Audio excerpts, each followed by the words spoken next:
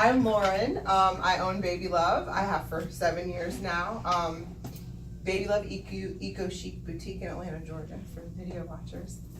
But I'm doing a class right now, cloth diaper workshop. So they can't see y'all in the frame. I'm just letting everyone know I'm talking to you guys. Okay, so my journey into cloth diapers, 9 years ago, I was pregnant with my first son, and I wanted to cloth diaper, but there were no resources. There was no place to go to touch and feel. You just get buried in online information.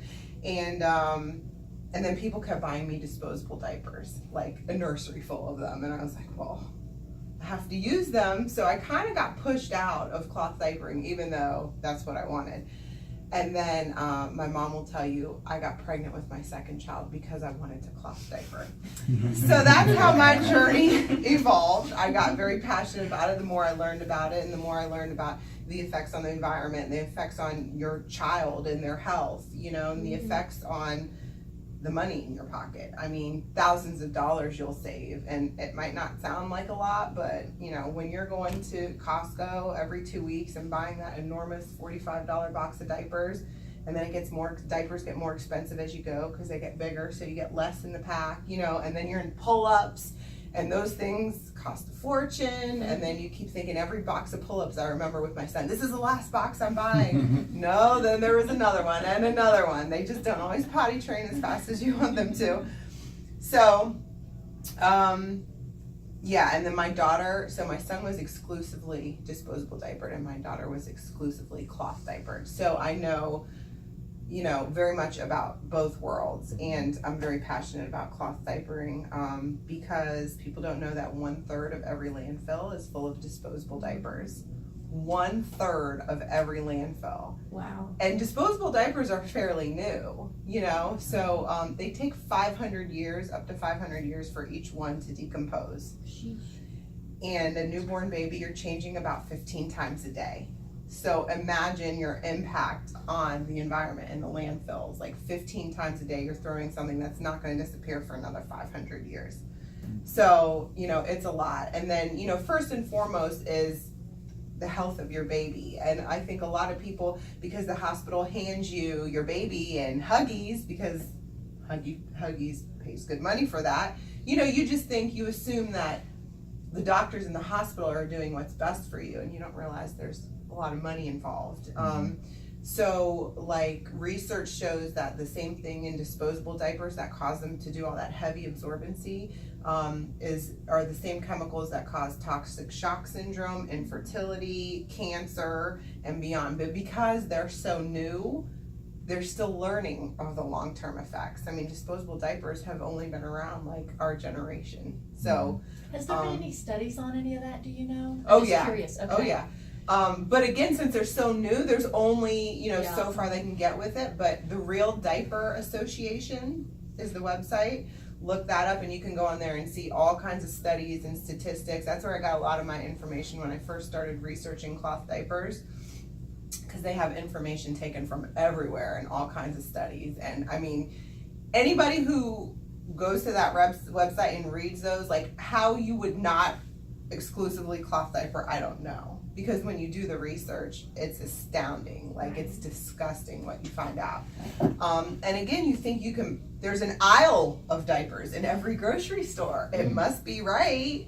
Right. You know, no, do your research. And that's the same thing with lotions, body products, anything that is touching your baby's skin, you know, clothing, sunscreen, all that, but especially anything that's absorbed right into your body's bloodstream. I mean, that's a direct health impact, you know. That's about as direct as you can get. So whereas, you know, you can't control a lot of your environmental factors and what you're breathing and stuff, you can control what you're putting on your baby's skin. And it's huge, again, because the aisles are full of Johnsons and Johnsons, and they've been around so long, and their stuff smells like babies. You just think that that's what you use. You know, when I find out people are using that, I'm like, oh my God, death on your baby, stop. And they're like, what? No, I've read too many articles about jet fuel chemicals and, you know, these preservatives. Oh yeah, I mean, and you don't even know, like, they're like 20-letter long words that you wouldn't know what they mean unless you researched every ingredient, and there's 50 of them. And then in the article I read, the jet fuel chemicals weren't even listed in the ingredients because it was a preservative, and they weren't required to list the preservatives in the ingredients because it wasn't an active ingredient. Yeah. I think maybe they've changed the law since then, but even since reading that article, I've heard about multiple people suing Johnson & Johnson's because their family member died from using baby powder. Oh, yeah. You know? Yeah. Now, you don't win like $80 million unless you really prove something, you know? And this is what we're encouraged to put on our babies, like the freshest skin, right into their bloodstream, things that people have proven to have died from cancer from. Right. So please, like, my first suggestion upon your first baby's first minutes of life, do not let them give your baby a bath. If you're birthing in the hospital, don't give your baby a bath for 2 weeks. And again, something I learned between my first practice baby, my poor son, and my daughter, who I had been in the baby industry, I had one, I've talked to people, you know, and I did things totally different. And my son got whisked away. I had a C-section. He was taken away and given a bath immediately. My mom got it on camera, and she wasn't supposed to be.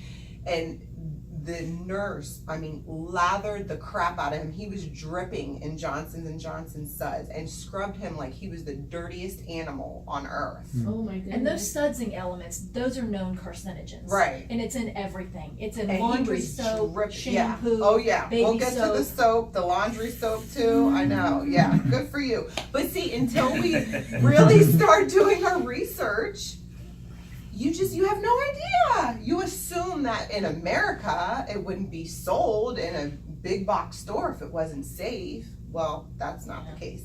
So you do really have to do your research, and even sometimes you do and you don't get it right, because then a company will come out, you know, oh, well, we just found out this, you know, but you can only try. And making your own stuff is a great way, and I do a class, actually I think it's after this one, on eco cleaning, you know, and stuff like that, so you can learn how to go all natural, because that's where my journey started. You know, when I had my first child, then you really become concerned, you know, because you can't be selfish anymore and just kill yourself if you want to. Yes, sir. I don't know if you're gonna double back to it, but why do you recommend waiting 2 weeks? The bath. So the difference, when my son got this full-fledged bath and was delivered to me clean, he has had constant skin problems since the day he was born. Eczema, he's 8, still has eczema. You know, has all these like blotchy, he's mixed, and so he has darker skin, and has all these blotchy areas on his beautiful skin. When he was little, he had like red clown cheeks for almost 2 years. We could not get it to go away because he was really drooly, and it was a never-ending skin battle with him his whole life, okay? My daughter did not get a bath. I knew better. I said, no bath. We rubbed in all that beautiful white moisturizer they're born with. I always forget what it's called, but that film that they're born with on them, it's a protectant and it's a moisturizer. And it's just about, I mean, the purest thing, that a person doesn't get any cleaner than coming out of the womb. Right. There's nothing to wash off. You take that moisturizer and you rub it in, and you're building a barrier. That's what you want. You don't want to clean the baby, you know. And then you just wait, because what's your baby doing in the next 2 weeks where it's getting dirty besides your kisses, you know? Right. You're in the house, there's nothing to wash off. Right. And my daughter never had a skin problem. Beautiful skin. No eczema, you know, no patches, she had diaper rash twice in her life, but I think that's just because if you leave any diaper on long enough, you're gonna get a rash, so it was my fault. But yeah, so, you know, and I just swear, I just know deep down inside that was the difference, the bath. Right. And you can research, you know, giving your baby a bath when they're first born, and you will see there's no purpose in bathing your baby unless you want it to smell like Johnson & Johnson. But that's not really what a baby smells like. You know, this is all like marketing stuff. We've been programmed to think that Johnson & Johnson is what a baby is supposed to smell like. No. Babies are way more natural smelling than that. You know, that's a perfume. It's a poisonous perfume added to things. So anyway, yes, in addition to cloth diapers, I highly recommend you be careful everything else you're putting on your baby's skin. You know, if you stick with like coconut oil and like just like natural pure stuff, you don't need smelly stuff. You want to smell your baby. Like, I promise that's the best smell. So now we'll get to cloth diapers.